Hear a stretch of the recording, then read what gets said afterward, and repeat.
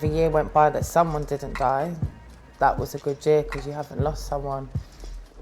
Everyone goes through patches. Now, some people are sadder than others for much longer.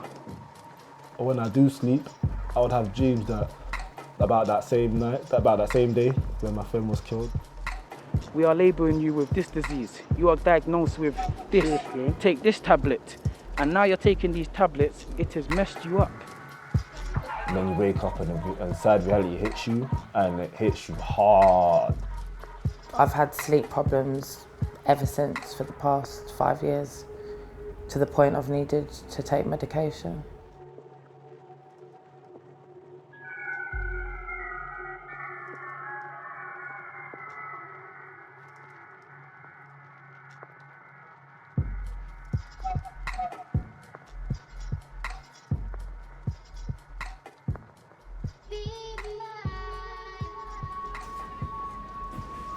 I was born in Brixton, lived there till I was 19. It was quiet, a nice estate until I got to about 10 years old, and that's when gangs first started I become aware of them. It was Sunday afternoon, playing out in the park, loads of other people around, and 3 or 4 gang members come along, and there was a fight that broke out, and then all of a sudden, chaos. I see my cousin on the floor with a screwdriver in his head, and he died later on in hospital.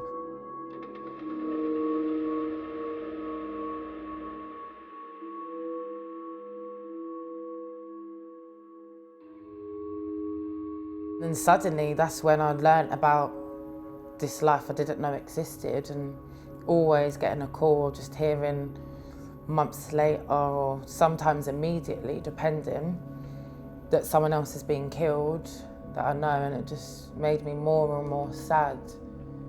And that's when I started to get depression. A lot of deaths that have happened is people I grew up with. Not all of them I was with all the time or spoke to, but they were my friends growing up in the same neighbourhood. And then if a year went by that someone didn't die, that was a good year because you haven't lost someone. The one that sticks in my mind was a young boy, he was 15 years old, named Zach.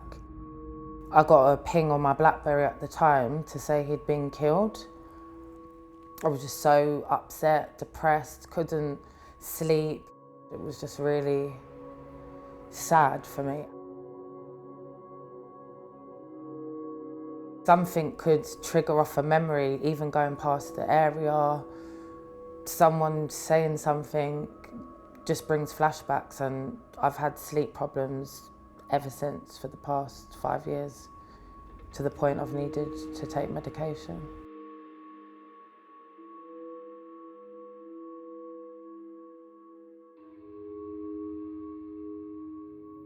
First time with the mental health services, I was roughly around 14, 15. I was given tablets, 1 counselling session, then another death happened, then you feel worse, and then the killings just keep going on, and in the end, I just felt like I was going to have a breakdown. I'm 26 now, and each year since I was 12, a friend or relative of mine has died. In London, this type of violence is more likely to affect my community, the young black inner city community. So I wanted to speak to gang members to ask them how they think this level of violence impacts on their mental health. It was difficult to get them to talk to us, but we found 2 that would agree. Remember, people are not depressed, you know. Everyone goes through patches. We go through highs, we go through lows.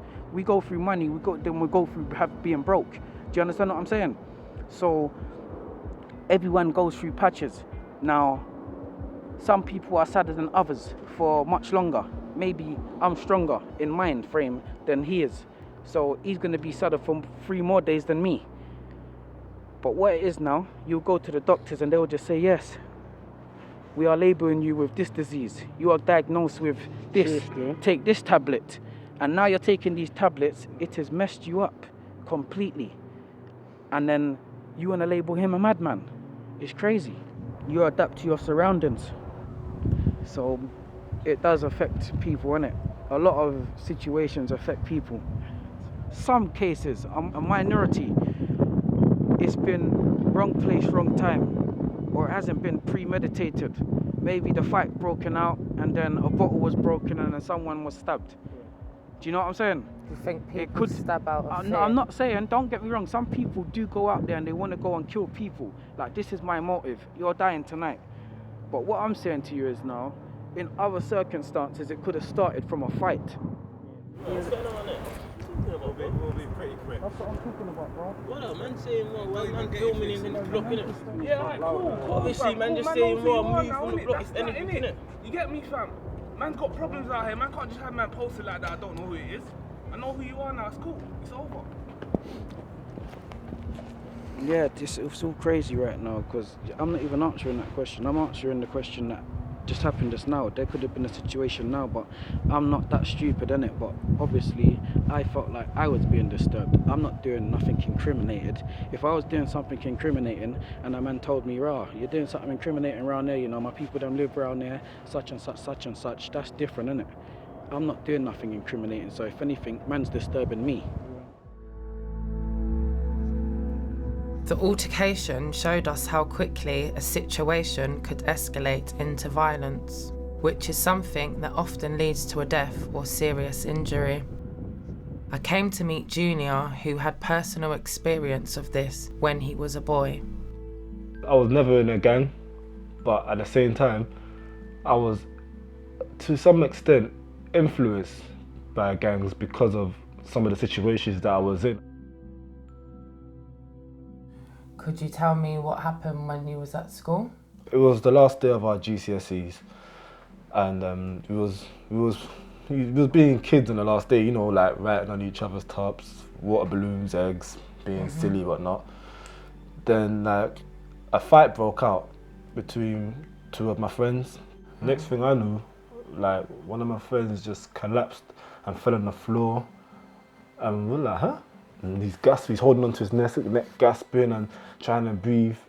And we're like, what's going on? And then we saw like the holes and stuff like that. Oh my God, he's been stabbed, sort of thing.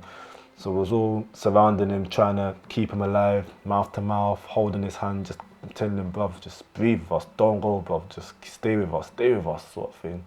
What is it like to witness something like that? Well, it's almost indescribable. It's like 1 minute you're just being a kid and thinking the world is my oyster, I'm never gonna die, I love life, life is fun and games. Next thing, it's like, hold on, this only happens in movies, man. You know, this ain't meant to happen to us. Do you know what I mean? And it's like, it's horrible, man. It's really traumatic, and it puts a lot of anger in your heart.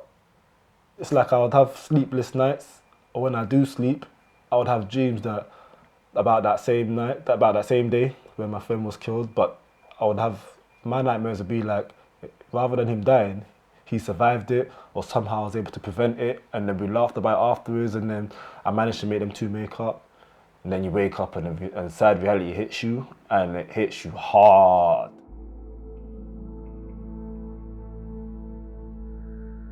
For me, personally, it made me less afraid to die. I'm more ready for death.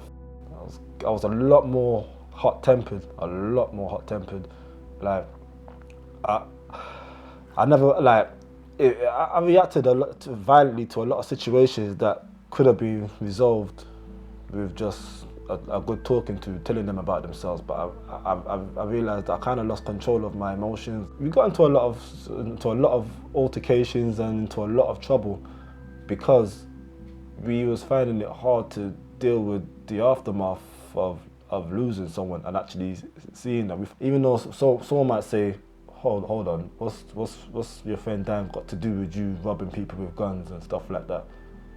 It's because we're angry, we're hurting. At the time, it was just like, life is short, and somebody can take it. And before I let you take me out, I'm gonna take you out, because I'd rather be judged by 12 than carried by 6. When you went to prison, did the police, prison officers or probation offer you any help for your medical needs? But I wouldn't say I was offered any help, no. So what about your friends? Did you all talk about the way that you felt? Yeah, we more or less counselled each other, although in terms of like my flashbacks and the dreams I have and things like that, I never did speak to them about that. When I was younger, I would have liked to have had opportunities where I can channel my feelings, whether it's through music, through art, through mathematics. So I think there needs to be more in place to actually support these youngsters with their dreams, because if no one's there to actually stimulate these youngsters, the streets will stimulate you. I wanted to speak to those in authority, the government, the mayor's office and the police, but nobody would agree to an interview. I do know from the people that did speak to me that I'm not alone in my experience. The treatment I would have liked to receive more than anything, I suppose, is having someone to talk to often, counselling, because when it's your family, it's such a hard thing to all sit there and talk about. Someone giving you the time and showing that they're there to listen and care what you have to say. But when people feel that no one cares, that's when people get angry and they just make bad decisions, I think.